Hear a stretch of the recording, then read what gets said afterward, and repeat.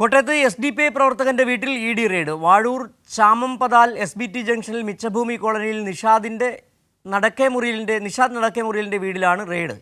രാവിലെ 9:30ഓടെയാണ് റെയ്ഡ് ആരംഭിച്ചത്. ദില്ലിയിൽ നിന്നുള്ള ഇ.ഡി. സംഘമാണ് പരിശോധന നടത്തുന്നത്. വിവരങ്ങളുമായി ഇപ്പോൾ സനോജ് ചേർന്നുണ്ട്. സനോജ്, എസ്.ഡി.പി.ഐ ദേശീയ അധ്യക്ഷനെ കള്ളപ്പണം വെളുപ്പിക്കലുമായി ബന്ധപ്പെട്ട് നേരത്തെ ഇ.ഡി. അറസ്റ്റ് ചെയ്തിരുന്നു. അതിന്റെ തുടർച്ചയായിട്ടായിരിക്കണം ഇപ്പോൾ ഇ.ഡി. പരിശോധന. എന്താണെന്ന് പരിശോധനയുമായി ബന്ധപ്പെട്ട് കൂട്ടിച്ചേർക്കാൻ കഴിയുന്ന മറ്റു കാര്യങ്ങൾ?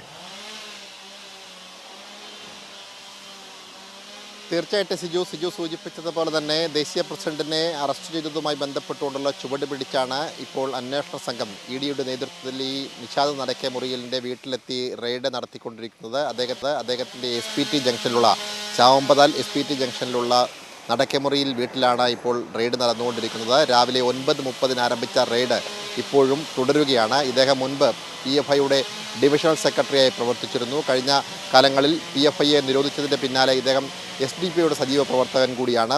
മുൻപ് അദ്ദേഹം PFIയുമായി ബന്ധപ്പെട്ട് പ്രവർത്തിക്കുമ്പോൾ സാമ്പത്തികമായ ഇടപാടുകൾ നടത്തിയിട്ടുണ്ട് എന്ന ഒരു അന്വേഷണത്തിൻ്റെ ഭാഗമായിട്ടാണ് ഇപ്പോൾ ഇ.ഡി.